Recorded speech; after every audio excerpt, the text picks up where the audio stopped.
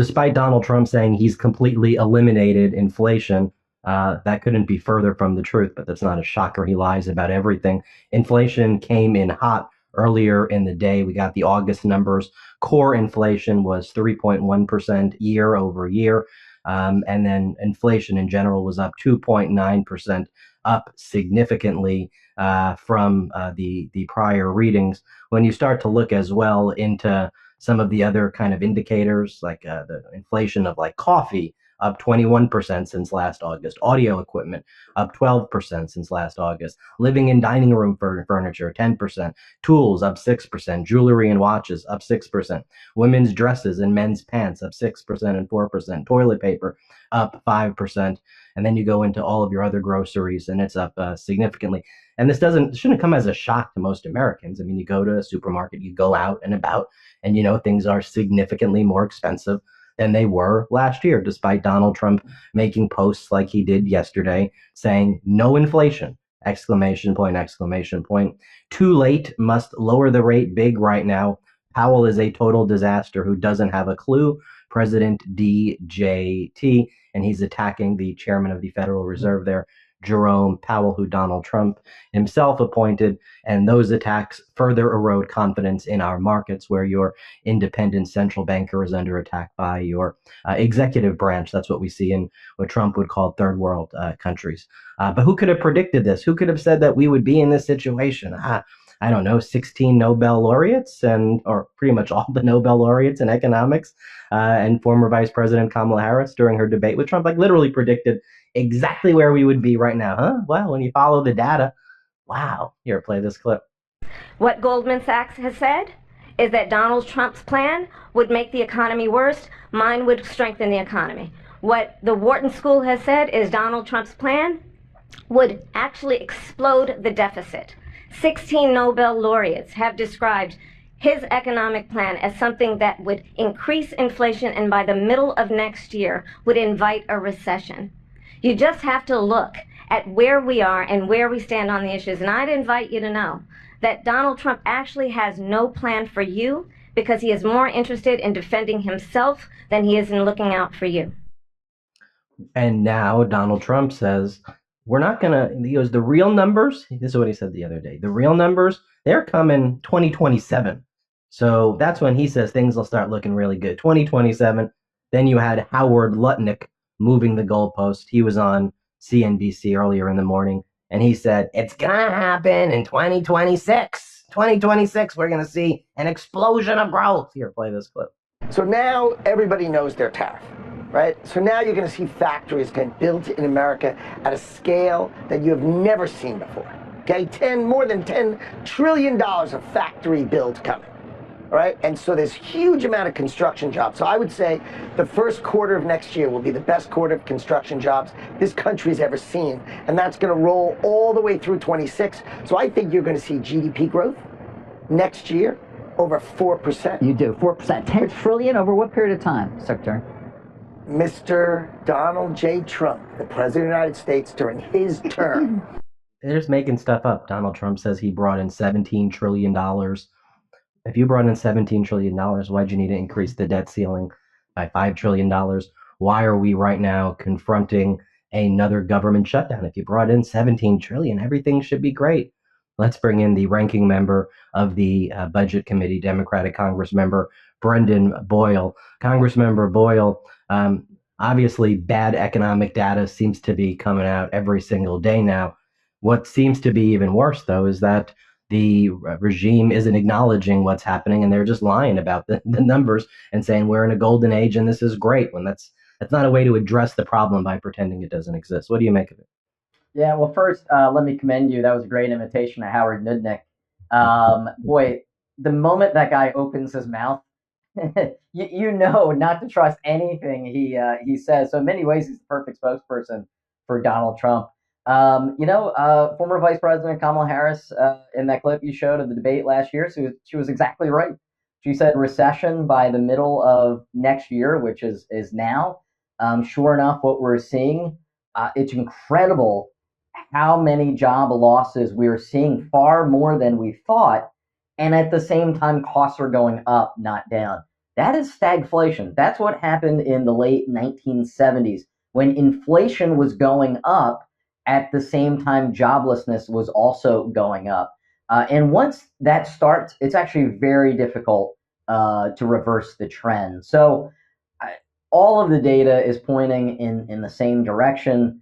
President Trump's response will probably be to fire yet another person at the Department of Labor, fire the folks who are keeping the accurate stats in order to cook the books. But the reality is, most people, when they go to grocery stores, when they do their shopping, when they're on Amazon or in Target or any of the more commonly shopped at stores, they see with their own eyes that costs are going up. And it is specifically because of the policies of Donald Trump. Let's not forget, we were close to the target 2% low inflation in the early part of this year. Since then, though, we have seen inflation spike because of Donald Trump's economic policies. This is his economy, and he is driving us into a ditch. You know, in the House Budget Committee, you see the budget, you see the money coming in, you know the money going out. It's literally the job of the Budget Committee, and the power of the purse is the power of Congress.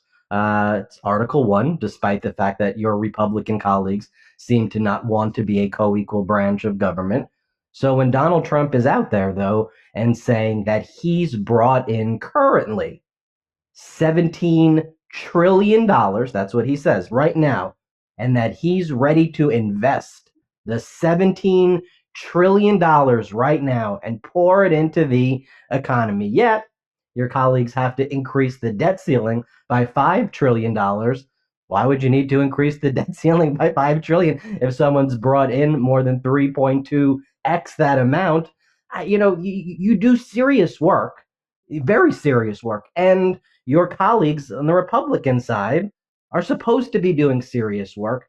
So why is this behavior like some, and I wouldn't even want to offend middle school students involved in like mock government debates, but like, why are they cosplaying fake numbers of $17 trillion when it's not even 1 trillion? It's nothing. Yeah. None of that's happened. It's all a lie.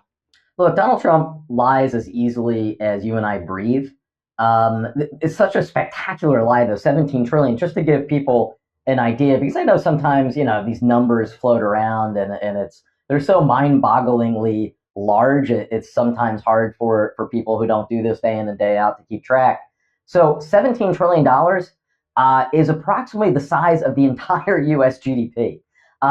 So it would be, roughly 3 times the size of the entire federal budget, everything we spend on per year. So the idea that suddenly there was this surge of $17 trillion is not just a lie or an exaggeration. It is so laughably false.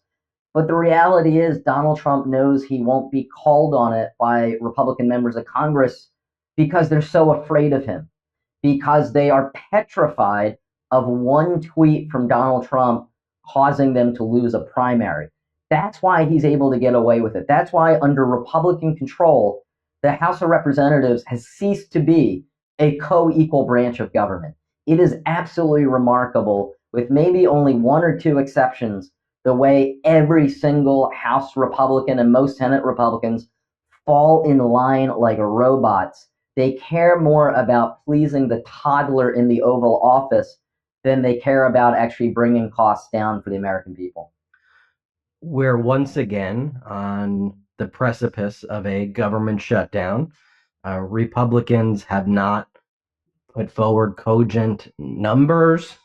They've not put forward, they've not gone through the normal process in a diligent manner. I think they're more focused on their January 6th subcommittee or covering up the Epstein files for Donald Trump. And here we are again, just based on their sheer incompetence and their refusal to even negotiate or have conversations with Democrats on the edge of a budget shutdown. So where are we right now? What's the game plan? And how are we here after a disastrous budget bill passed? Like how do we even get, why with them does it always seem like we get here every 6 months and it's like, oh, here we go again. We're on the verge of Armageddon. It seems like every 6 months you and I have this chat. It seems like it because we do. It is every 6 months under Republican control that we're facing a government shutdown. And let's just be clear: Republicans control the House, Republicans control the Senate, Republicans control the White House. If there is a government shutdown, it is because Republicans want a government shutdown. And all the evidence so far is that they want a government shutdown. We are just, as you pointed out, only 2 to 3 weeks before government funding runs out and before we would be in a shutdown situation. And Republicans have yet to even sit down and negotiate with Democrats. So I judge people by their behavior. I think it's pretty obvious they want a government shutdown. And I'm fully telling my staff and anyone who will listen to be prepared for this, because actually there's a lot of work, ironically, you have to do to prepare for a government shutdown. It's pretty costly for the American people, huge inconveniences. So we're already just internally prepping to do the work we'll need to do over the next couple of weeks in order to properly prepare our own constituents back home. When's the day again? Remind our viewers. Yeah, so midnight September 30th is when government funding runs out. The fiscal year, I don't know why in the world this ended up being the case, because no other business or country I know has the kind of fiscal year we do. But for whatever reason, going way back, our fiscal year begins on October 1st and goes through the following September 30th. So we're under a continuing resolution right now. It expires at midnight on September 30th, going into October 1st. I mean, do you think that this is their just incompetence that rears its head? Someone like MAGA Mike Johnson and his crew spending all the time at what they call Club Rose Garden now and partying with Trump and doing all of that their eye is not on the ball? Or you think it's actually they are pushing for chaos? They think that they could be blaming Democrats. They know where the economy is headed right now under Trump, so they're looking for a scapegoat. And they actually want to tank. They know the economy is tanking, so now they want the scapegoat. And Trump saying, "Look, just shut it down." Then I'm going to say, we were in a golden age. I reduced inflation, but then the Democrats shut it down, and now they screwed me. It's their fault. Is it? You think it's a setup? So first, I don't know. This is speculation. It's not like they've let me in on what their strategy is, if they have one. That's the other thing. Because right now they have some fissures on their side where their members, the 24 or so who are the most vulnerable next year, are pushing to try to claw back the devastating healthcare cuts they just literally voted for. Yet at the same time, they have some hardline conservatives who are saying no. So it might be that they recognized there's going to be no way internally to deal with that. And so Mike Johnson just wants to sit on his hands and punt.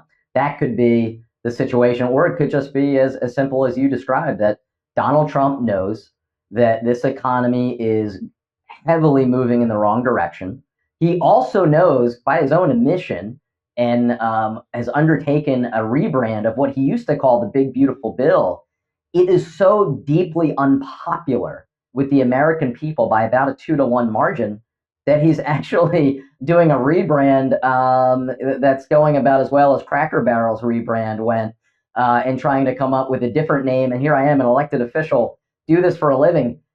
I can't even remember the name of the new name they came up with their bill. That's how poorly it's catching on. So it would make sense if they want to distract people from the fact that the economy is declining, and that they just passed the most unpopular major piece of legislation of our lifetime, one that, according to the Congressional Budget Office, will cause 15 million people to lose their health care, and health care costs for tens of millions more to go up.